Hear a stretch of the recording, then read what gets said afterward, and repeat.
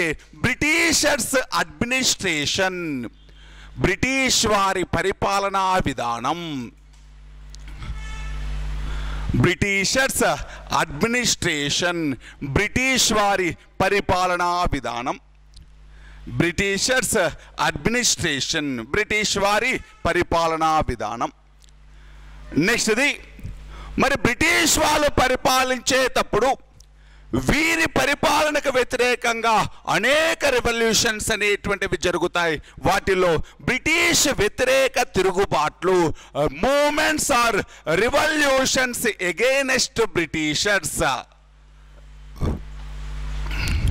Revolutions against Britishers, British వారికి వ్యతిరేకంగా జరిగినటువంటి తిరుగుబాట్లు, బ్రిటిష్ వారికి వ్యతిరేకంగా జరిగినటువంటి తిరుగుబాట్లు. మరి దీనిలో మనం ఏ తిరుగుబాట్లు, ఏ ఉద్యమాల గురించి నేర్చుకోవాలి అంటే 1857 సిపాయి రెవల్యూషన్, 1857 సిపాయి రెవల్యూషన్, దానితో పాటు ట్రైబల్స్ రెవల్యూషన్స్, ట్రైబల్స్ రెవల్యూషన్స్, గిరిజన తిరుగుబాట్లు, గిరిజన తిరుగుబాట్లు. 1857 సిపాయి రెవల్యూషన్, ట్రైబల్స్ రెవల్యూషన్స్ అనేటువంటివి. దీనితో పాటు భారతదేశంలో ఉండేటువంటి కాస్ట్ సిస్టమ్కి ఎగెనిస్ట్గా, ఆంధ్ర ప్రాంతంలో ఉండేటువంటి కాస్ట్ సిస్టమ్కి ఎగెనిస్ట్గా, అదేవిధంగా రైతులు తమ యొక్క సమస్యలను పరిష్కరించుకోవడం కోసం, అంటే అప్పట్లో జమీందారీ విధానం అనేటువంటిది ఎక్కువగా ఉండేది. జమీందారుల చేతుల్లో కొన్ని లక్షల ఎకరాల పొలాలు ఉండేటివి. అదే సామాన్య రైతుల దగ్గర 1 సెంటు భూమి కూడా ఉండదు. మరి ఆ జమీందారుల భూములలో కష్టపడేటువంటి రైతులు అనేటువంటి వాళ్ళు చాలా కాలంగా మోసపోతూ ఉంటే, ఆ మోసపోయినటువంటి కౌలు రైతులు జమీందారులకు వ్యతిరేకంగా చేసినటువంటి ఉద్యమాలు ఉంటాయి, రైతు ఉద్యమాలు, జమీందారీ వ్యతిరేక ఉద్యమాలు అనేటువంటి ఉంటాయి. అంటే 5వ చాప్టర్గా మనం కాస్ట్ మూమెంట్స్, కుల ఉద్యమాలు, కాస్ట్ మూమెంట్స్, కుల ఉద్యమాలు, దానితో పాటు పిజాన్స్ మూమెంట్, పిజాన్స్ మూమెంట్, రైతు ఉద్యమాలు, కుల ఉద్యమాలు, రైతు ఉద్యమాలు అనేటువంటివి నేర్చుకుంటాం. కుల ఉద్యమాలు, రైతు ఉద్యమాలు ఇవన్నీ నేర్చుకున్న తర్వాత అప్పుడప్పుడే ఇంగ్లీష్ ఎడ్యుకేషన్ సిస్టమ్ ద్వారా మోటివేట్ అయినటువంటి ఈ ఆంధ్ర ప్రాంతంలో ఉండేటువంటి వ్యక్తులు కూడా ఈ ఆంధ్ర ప్రాంతంలోని సమాజంలో ఉన్న వివిధ దురాచారాలకు ఎగెనిస్ట్గా ఫైట్ చేశారు.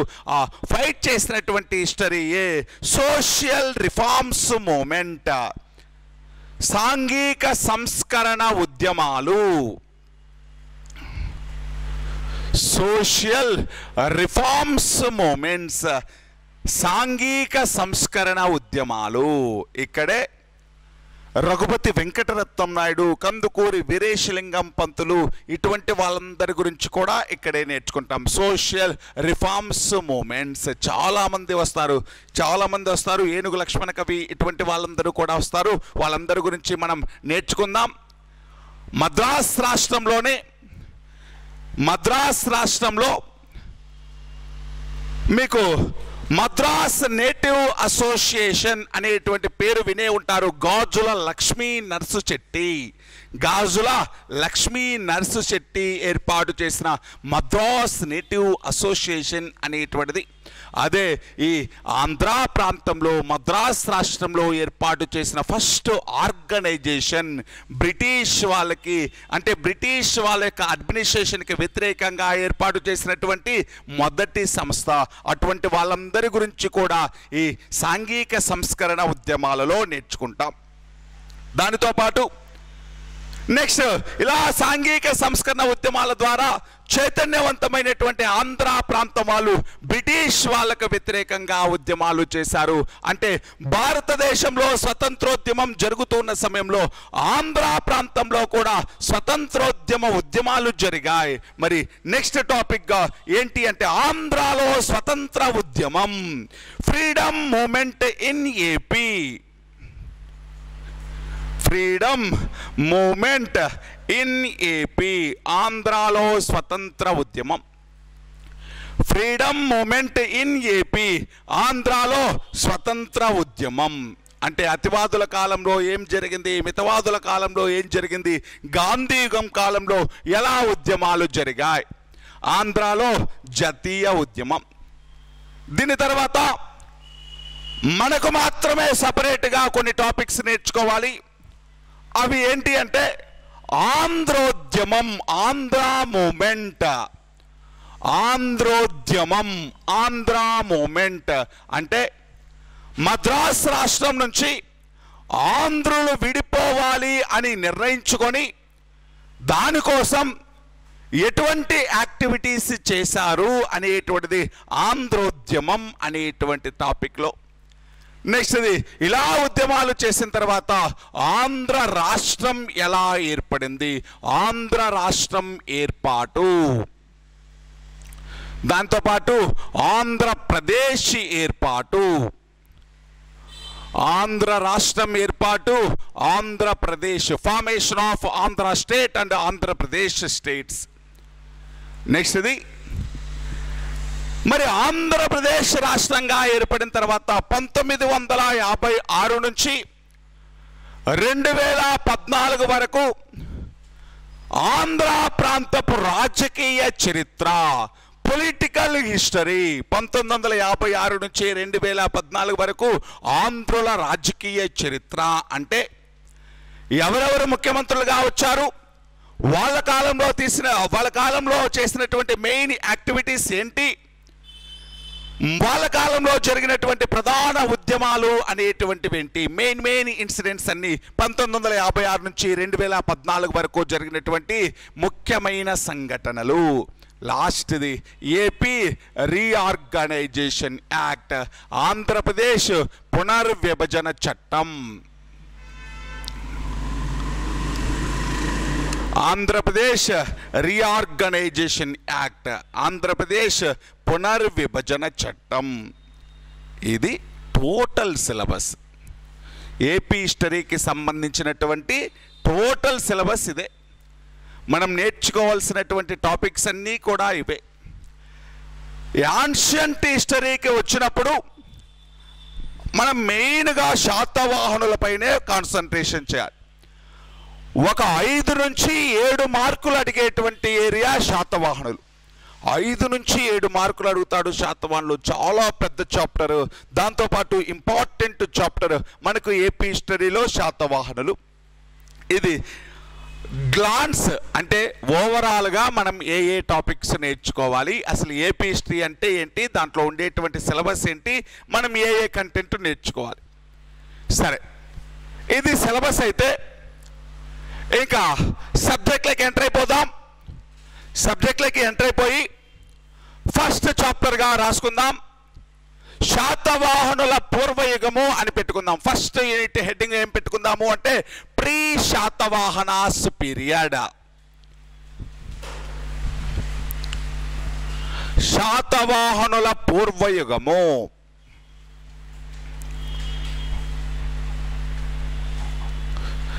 Pre Satavahanas period.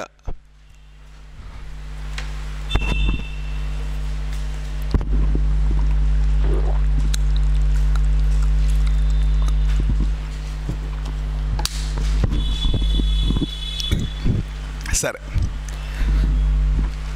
శాతవాహనుల పూర్వయుగము అనేటువంటిది చెప్పేటప్పుడు ఫస్ట్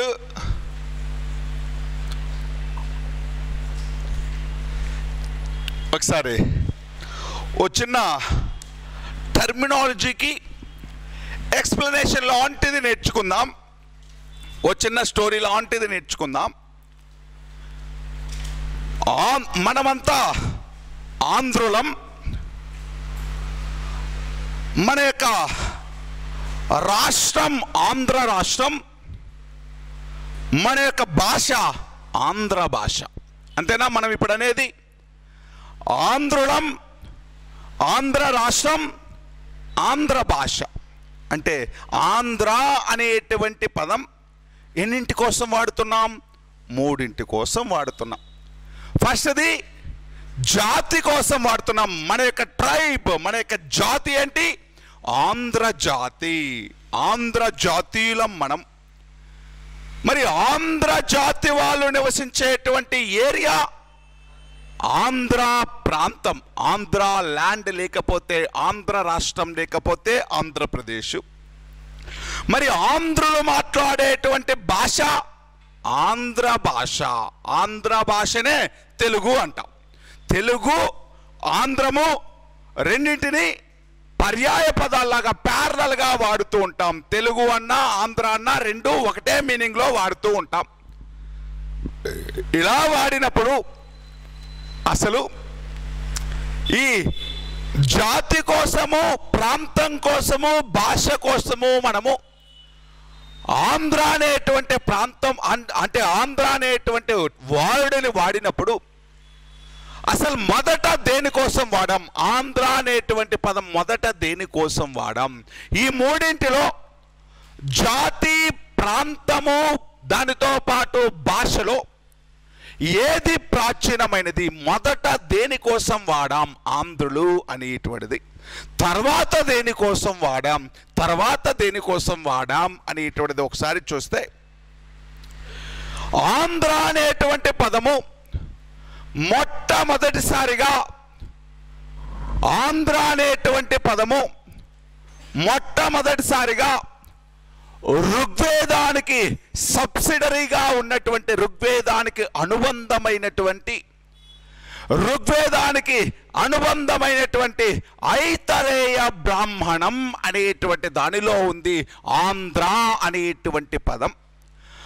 ఆంధ్ర అనేటువంటి పదం మొట్టమొదటిసారిగా ఎక్కడ ఉపయోగించారు? అసలు ఫస్ట్ టైం ఆంధ్ర అనేటువంటి టర్మినాలజీ ఎక్కడ మనకు దొరికింది అంటే ఐతరేయ బ్రాహ్మణం. ఐతరేయ బ్రాహ్మణం ఏ వేదానికి అనుబంధమైనది? ఋగ్వేదం. మీకు చెప్పింటాను, వేదాలకు అనుబంధంగా కొన్ని బ్రాహ్మణాలు ఉన్నాయి అని చెప్పాను. అలా ఋగ్వేదానికి అనుబంధమైనటువంటి ఐతరేయ బ్రాహ్మణం. ఋగ్వేదానికి అనుబంధము అంటే ఋగ్వేద కాలం ఎప్పుడు? 1500 నుంచి 1000 వరకు. ఈ ఐతరేయ బ్రాహ్మణం ఏ కాలం నాటిది అంటే 1000 BC కాలం నాటిది. ఐతరేయ బ్రాహ్మణం ఏ కాలం నాటిదండి? అప్రాక్సిమేట్గా 1000 BC కాలం నాటిది. 1000 BC కాలం నాటి ఋగ్వేదానికి అనుబంధంగా ఉన్నటువంటి ఐతరేయ బ్రాహ్మణంలో ఆంధ్ర అనేటువంటి పదాన్ని మొట్టమొదటిసారిగా ఉపయోగించారు. ఎందుకోసం ఉపయోగించారు? అసలు ఐతరేయ బ్రాహ్మణంలో ఏముంటుంది అంటే ఓ చిన్న స్టోరీ ఉంటుంది. ఐతరేయ బ్రాహ్మణంలో ఏం స్టోరీ ఉంటుంది అంటే, ఒకరోజు విశ్వామిత్రుడు అనేటువంటి వ్యక్తి తపస్సు చేసుకుంటూ ఉంటాడు. ఆయన ఎక్కడ తపస్సు చేసుకుంటూ ఉంటాడు అంటే రాజస్థాన్ రాష్ట్రంలో, ప్రస్తుతం రాజస్థాన్ రాష్ట్రంలోని పుష్కర్ అనేటువంటి సరస్సు ఒడ్డున, నది ఒడ్డున ఆయన తపస్సు చేసుకుంటా ఉంటాడు. ఎందుకు తపస్సు చేస్తాడు విశ్వామిత్రుడు? వశిష్ఠుడి కంటే ఎక్కువ నాలెడ్జ్ అనేటువంటిది పొందాలి. మీకు విశ్వామిత్రుడు అనేటువంటి వ్యక్తి ఇనీషియల్గా క్షత్రియుడు. యాక్చువల్గా రాముడికి గురువులు అంటే మనం ఎంతమందిని చెప్తాం? ఇద్దరిని చెప్తాం. వశిష్ఠుడు, విశ్వామిత్రుడు ఇద్దరు గురువులే. రాముడికి గురువులు ఎంతమంది అంటే ఇద్దరు. ఎవరు అంటే వశిష్ఠుడు, విశ్వామిత్రుడు. వశిష్ఠుడు అనేటువంటి వ్యక్తి బ్రాహ్మణుడు. వశిష్ఠుడు అనేటువంటి వ్యక్తి దగ్గర అంటే బ్రాహ్మణుడు, దానితో పాటు మంచి నాలెడ్జ్ కలిగినటువంటి వ్యక్తి, ఒక ముని లాంటి వ్యక్తి. ఎవరు అంటే వశిష్ఠుడు. ఒకరోజు విశ్వామిత్రుడు అడవిలోకి వేటకెళ్ళాడు. వేటకు వెళ్ళి విపరీతంగా అలసిపోయాడు. ఆయన సైన్యం అంతా కూడా విపరీతంగా అలసిపోయినప్పుడు ఈ అలసిపోయినటువంటి విశ్వామిత్రుడు ఇతడి సైన్యాన్ని వశిష్ఠుడు చూసి, వశిష్ఠుడు వీళ్ళందరినీ ఆయన యొక్క ఆశ్రమానికి తీసుకెళ్ళి, అయ్యా మీరందరూ మా ఆశ్రమం దగ్గర రెస్ట్ తీసుకోండి, మీకు కావలసినవన్నీ కూడా, తినడానికి కావలసినవన్నీ కూడా మేము ప్రిపేర్ చేయిస్తాము అంటాడు. అప్పుడు విశ్వామిత్రుడు ఏమంటాడు అంటే, మీదేమో చిన్న ఆశ్రమము, మేమేమో కొన్ని వేల మంది ఉన్నాము ఇక్కడ సైన్యం అంతా కూడా, మా అందరికీ కావలసినటువంటి ఫుడ్ ఎలా వస్తుంది నీ దగ్గరికి, ఇంతమందికి ఎలా చేస్తారు మీరు అంటే, ఆయన దగ్గర ఒక కామధేనువు అనేటువంటిది, వశిష్ఠుడి దగ్గర కామధేనువు అనేటువంటిది ఒకటి ఉంటుంది. దానిని కామధేనువు అనేటువంటి దానిని కోరుకుంటే వాళ్ళకు కావలసినటువంటి ఏవైతే కావాలో ఆహార పదార్థాలన్నీ, ఏది కావాలంటే అది ఇస్తుంది కామధేనువు అంటే. కల్పవృక్షము, కామధేనువు అంటే అడిగిన కోరికలన్నీ తీర్చేది అని అర్థం. మరి క్షణాలలో విశ్వామిత్రుడు అతడి సైన్యానికి కావలసినటువంటి పంచభక్ష పరిమాణాలన్నీ, ఫుడ్ అంతా కూడా వచ్చేసింది. విశ్వామిత్రుడు ఇవన్నీ తినేసి హ్యాపీగా ఫీల్ అవ్వకుండా వశిష్ఠుడిని ఏమంటాడు అంటే,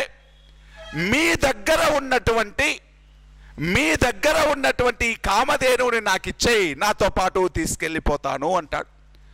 దానికి వశిష్ఠుడు యాక్సెప్ట్ చేయకపోతే ఏమని ఆర్డర్ ఇస్తాడు అంటే, ఈ రాజ్యానికి రాజు నేను విశ్వామిత్రుడిని, కాబట్టి ఈ రాజ్యంలో ప్రజల సంపద అంతా కూడా రాజు సంపదే, కాబట్టి నీ దగ్గర ఉన్నటువంటి కామధేను కూడా ఓనర్ నేనే, కాబట్టి నేను తీసుకెళ్తాను అని బలవంతంగా తీసుకెళ్తూ ఉంటే వశిష్ఠుడు తన దగ్గర ఉన్నటువంటి తపశ్శక్తితోటి విశ్వామిత్రుడిని, అతడి సైన్యాన్ని అందరినీ ఓడించేసి కామధేనువుని తెచ్చేసుకుంటాడు వశిష్ఠుడు.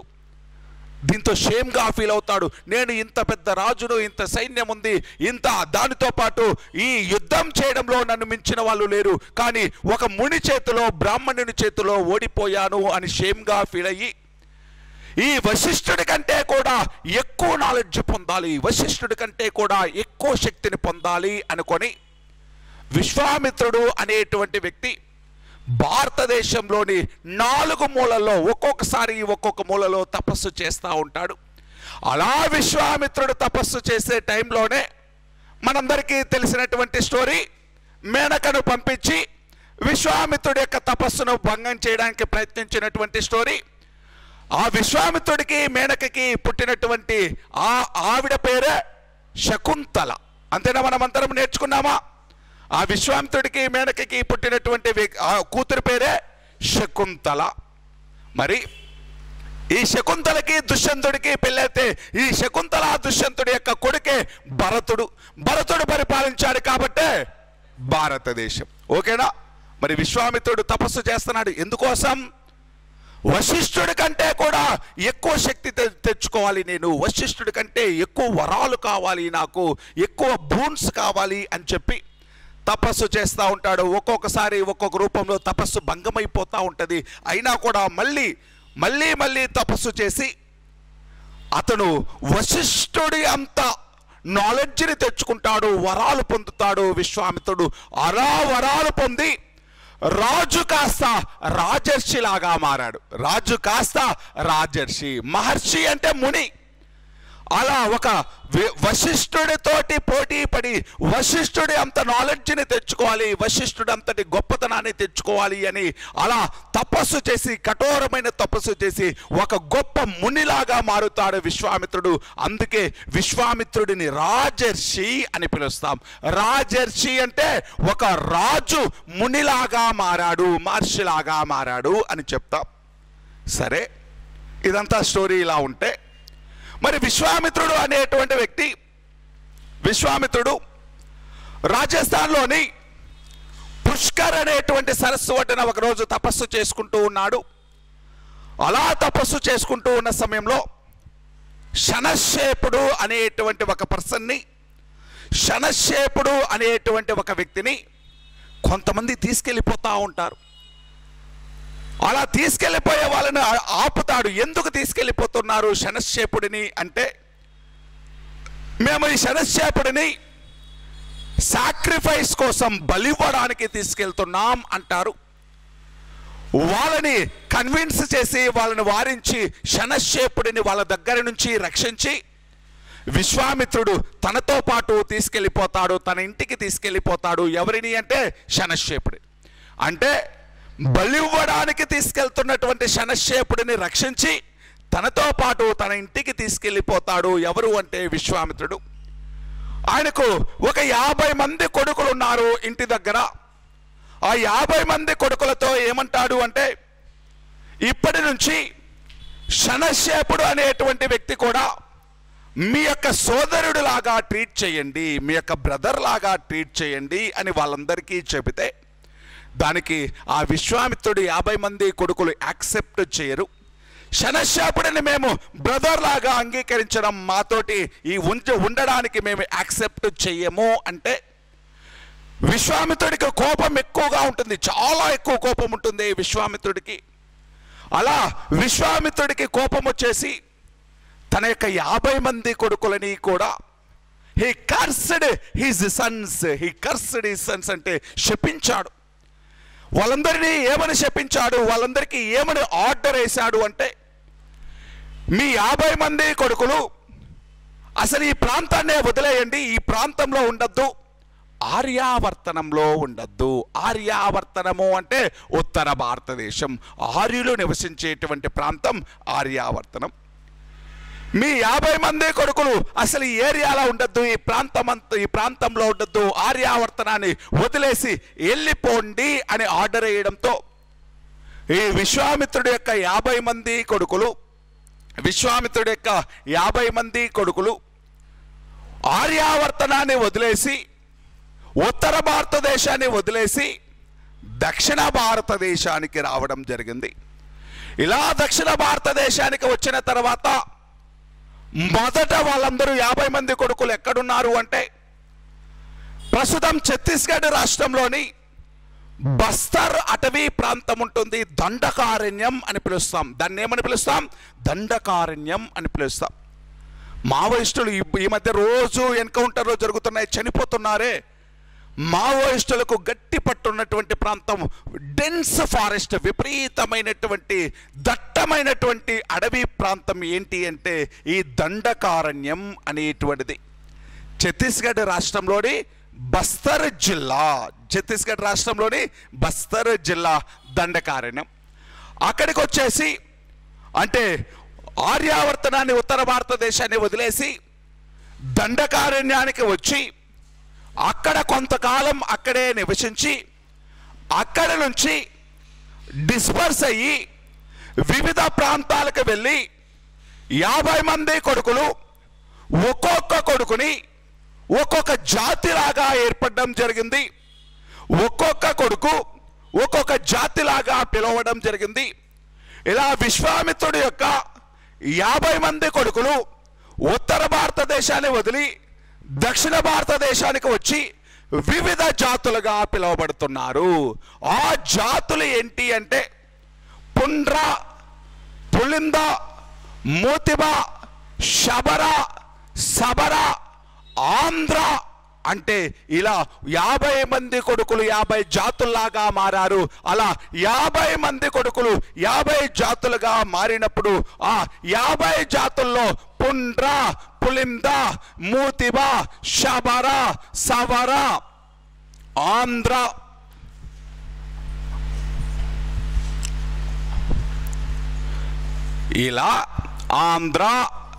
ఇలా వివిధ జాతులుగా పిలువబడ్డారు. అంటే ఆంధ్ర అనేటువంటి పదాన్ని ఎందుకోసం ఉపయోగించారు? జాతి కోసం. ఎవరు వీళ్ళందరూ కూడా? ఆంధ్రులు ఎవరు?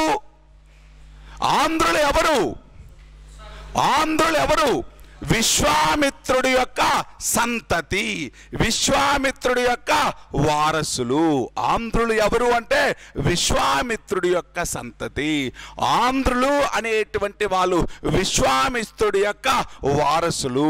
మరి విశ్వామిత్రుడి చేత శపించబడి ఈ దక్షిణ భారతదేశానికి వచ్చి వివిధ జాతులుగా పిలువబడ్డారు. అతని యొక్క 50 మంది కొడుకులు.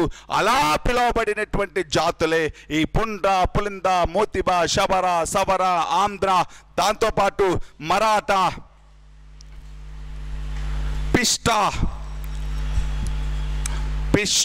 పిష్టులు, ఇలా వివిధ జాతులుగా పిలువబడ్డారు అని చెప్పడం జరిగింది. ఈ జాతులలో ఒక జాతి ఎవరండి? ఆంధ్ర.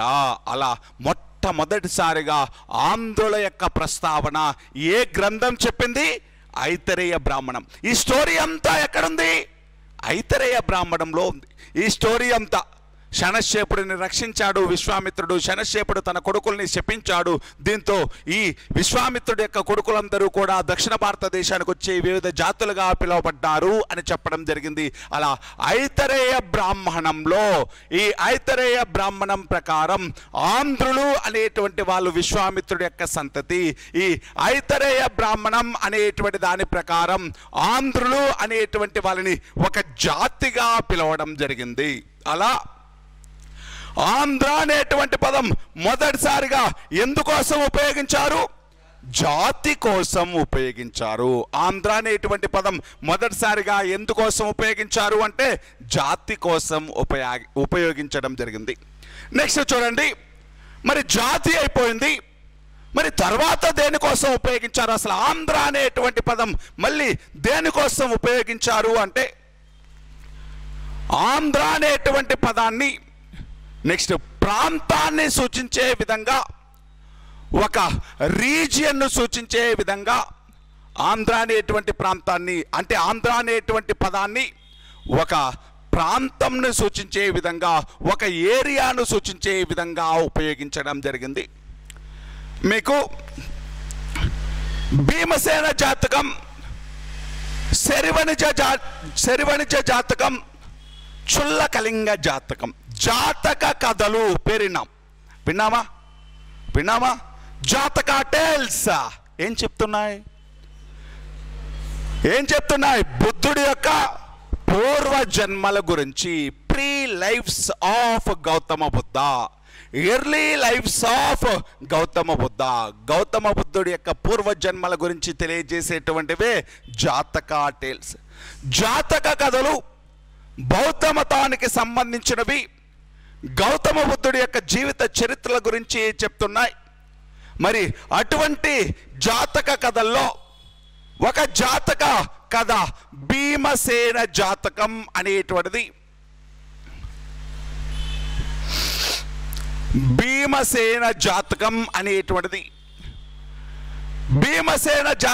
అనేటువంటిది ఏం చెప్తుంది అంటే, భీమసేన జాతకం కృష్ణా గోదావరి నదుల మధ్య ప్రాంతాన్ని, కృష్ణా గోదావరి ఈ రెండు నదుల మధ్యలో ఉండేటువంటి ప్రాంతాన్ని ఆంధ్రపదము అని పిలిచింది. ఏమని పిలిచింది అంటే ఆంధ్రపదము. భీమసేన జాతకము కృష్ణా గోదావరి నదుల మధ్యలో ఉండేటువంటి ప్రాంతాన్ని, the area confined in between Krishna and Godavari rivers named as called as ఆంధ్రపదము. ఆంధ్రపదము అనేటువంటి పదం ఏ జాతక కథ చెప్తుంది? భీమసేన జాతకం చెప్తుంది. భీమసేన జాతకంలో ఆంధ్రపదము అనేటువంటి పదాన్ని ప్రస్తావించారు. దేనికోసం ఉపయోగించారు? ఆంధ్రపదము అంటే ఏంటి? కృష్ణా గోదావరి నదుల మధ్యలో ఉండేటువంటి ప్రాంతము. అంటే ఆంధ్ర అనేటువంటి దాన్ని దేనికోసం ఉపయోగించారు? అంతేనా? ఆంధ్రపదము అంటే ఏంటి? కృష్ణా గోదావరి నదుల మధ్యలో ఉండేటువంటి ఏరియా. నెక్స్ట్ ఇంకొక జాతక కథ శరివణిజ జాతకం.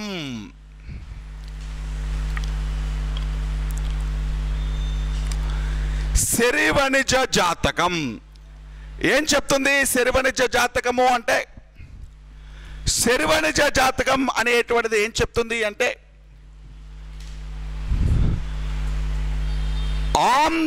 ఒకసారి చూడండి, శరవణిజ జాతకం అనేటువంటిది ఏం చెప్తుంది అంటే ఆంధ్ర నగరి గురించి ప్రస్తావించింది.